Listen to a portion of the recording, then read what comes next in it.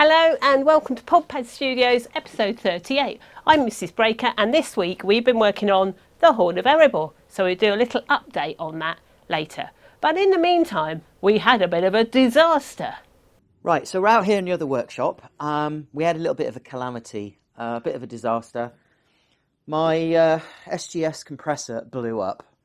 Now, don't get me wrong, this thing has been simply awesome. We've had this, over 5 years now. It's been used every single day. And bearing in mind, this really is a hobbyist machine. This is not a commercial machine. So we have absolutely used this to death. I think the valve has gone. There's something, I don't know what's wrong with it, but I don't think it's repairable. However, I'm sure that the motor and the cylinder and the valves will be recycled into something at some point. Anyway, we need a compressor. We use them every single day. So the thing I needed to do was work out what we were going to do about it. And we actually thought seriously about just replace it, just get another one. But it did make us think, well, what else is out there on the market? Now, pros and cons of it, the cylinder isn't big enough. Now, when we're obviously using kind of cutting tools like this and other bits and pieces, it's 100 litres and it just isn't big enough. Now, really, we need to go to 150 or 200 litres. And ideally, so we thought, let's get a big commercial machine. We don't have three-phase mains here in this workshop, so really we're very limited in terms of what power we can use. This is a 14.5 CSM, a CFM, and it's a 3 kilowatt motor. Bear that in mind, when you power this up, the lights flicker. And if you're running anything else, so if I run the plasma cutter, and I run this, I tend to trip the switches all the time. However, so it made me think, what else is out there on the market? And I looked at one of these little darlings here, this little Hyundai super silent oil-free generator. Now you might think, oh, oil-free, it's not going to last very long, it's not as strong as this. But I tell you what, in the short time we've had this thing, it is flipping awesome. It is amazing. And super silent. This thing is loud. This is direct drive. And I know people would say, oh, get a belt drive, but even belt drive generators are noisy. This thing is in a domestic environment or a hobbyist environment, this is too loud. And bearing in mind, obviously if you're just going to spray some very faint things, light things, or you're just going to blow a few car tyres up, 100 litre cylinder will be more than enough, and the motor won't kick in that much. But for what we're doing, the motor's kicking in all the time, and it is just so loud. Painfully loud. This thing, on the other hand, you can't even hear it. I mean, I'll give you a demo in a minute of how loud this thing is, but when they say super silent, that they really do mean that. This thing, when it runs, you just don't notice it. Your next door neighbour could be cutting their lawn with their powered lawnmower and you wouldn't hear this thing over it. It's a 50 litre cylinder as opposed to 100. I was running out of air with the 100 anyway, so what difference is a 50 going to make? Unless we go to a 200, there's nothing in it. We were going to run out of air in the cylinder. The thing about this, though, is that when the motors kick in, this was 3 kilowatt, this is 1.5 kilowatt, two 750 watt motors. When this thing kicks in, because it doesn't make any noise, you just keep running it and you just run the tools. And the amazing thing about this little thing and this is they're the same power. 14.5 CFM, 14. So it's more than powerful enough to run my cutters, the saws, drills. I can't fault it, to be honest. All right, we haven't had it very long, but so far now, it doesn't weigh anything. So you really can move this thing around. This thing is just very heavy. So this was kind of installed into the workshop and it didn't move. This thing, I'd actually considered wheeling it around the workshop to use it. Of course, being 1.5 kilowatt, it means you've got a 13 amp plug on it and plug it into extension leads, do whatever you want, because you're not going to tax your mains. I don't know, we could work out the ampages, but I can't imagine it's drawing that much ampage, whereas this thing must be pushing towards 13 amps on what this thing draws.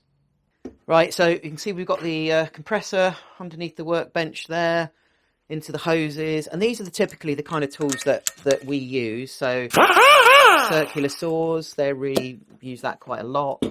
This is one of my favourites, little reciprocating saw. It's It's hard to get anything like this in the equivalent, you know, electrical power tools for these. So this is where the compressor really, really scores. And then obviously things like, you know, your air, blowing air, all that. Anyway, that's really not what you want to see. What you want to see is how loud this compressor is. So obviously we've run a little bit of air out now. I'm going to power it up now, and then I'm going to carry on talking, believe it or not. So here we go, power it up. Now that is now running. Now I'm a metre away, and you can see, obviously you can hear me very, very clearly. We can continue talking here, and there's no issue whatsoever. With the other compressor, either direct drive or belt drive, you couldn't even be standing in this space. You wouldn't be able to hear me. Whereas this thing doesn't make any noise. And of course, we can even run. In fact, you'll probably find the power tools themselves make more noise than the compressor, which is crazy. I love this thing. It's brilliant. Thanks, Master Maker, for that. And I got to say, I'm really, really loving that new compressor. It's so quiet. And the lights don't flash like a disco when he uses it. So when I'm painting or if I'm working on my computer, it's easy peasy. Loving it. Anyway, what was we going to leave you with? Oh yes, Horn of Erebor. Got to say a big thanks to the gentleman that actually commissioned this for letting us share it with you guys. We've come a long way since the last update, so we'll fill you in on that, and hopefully we'll have it finished very soon. So that's all. Just to say, don't forget to like, share, and also put your comments on our videos. A lot of them are getting a lot more views now, so it's absolutely brilliant. And of course, if you set your subscription settings to public, we will enter you in our owl prize draw. At 2,000 subs, we're going to give away one of our owls. So we'll see you next week. Bye. Master Maker, what we're painting? Horn of Erebor. And what we're painting on it? So it's got a mix of acrylic paint. Well, it's got our special concoction. That's a trade secret. I just showed them. Well, it doesn't matter. It just looks like stuff. It's some stuff. And we mix it in with the paint, but it makes the paint just incredibly hard wearing. And it gives it a nice texture that doesn't break down, and that you can actually, if you get it on nice and thick, you can actually sculpt with it. You can shape it, and how you put it on is how it will dry. So it's really, really good stuff. But this is just having a textured base coat on at the moment, so we can actually see what it's going to look like with the kind of the horn sort of colour, really, the base colour. Please excuse our door. It does not need oiling. So we're just putting some of the final details now on the Horn of Erebor. When we looked at the research, there wasn't many shots of this, so we've kind of got a bit of free rein, as it were. What we've been doing is we started out with a kind of yellowy horn-like colour, bone-like colour almost. It was almost a bit too yellow, but I quite like that because it gives you something to work into with the highlights and the lowlights.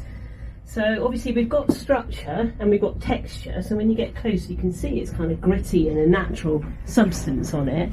But from a distance I want to make it look like a textural thing. So I've been putting in bits of black, bits of highlights, and then I've been covering the whole thing with more of a white wash just to dull it down.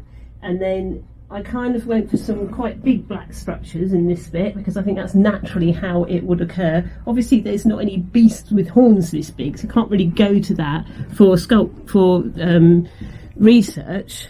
And then obviously some of it has to look a little bit handmade. So at the top we've got some kind of Aztec-y feeling stuff going on, because from the reference pictures that's what we could see. So there's a lot more work to do, but I'm just going over and over and over, more white highlights, let it dry, a bit more white highlights. I'm using a white wash because I want to be really in control of how much detail is in there. So, going to be honest with you, because we're always honest with you, good times and bad, we had a little bit of a problem with the Horn of Erebor. So I was painting away and I said to Master Maker, tell you what, I'm just going to put it on so we can look at which areas I need to do big detail in and which areas I can be a bit lazy, don't have to do so much detail, which areas are really visible from the front. So I tried to put it on, problem was, couldn't actually get it over my head. Somehow, this bit from here to here had shrunk. What I reckon is when we was drying it out, we managed to leave it sitting on this part and this whole thing had compressed a bit.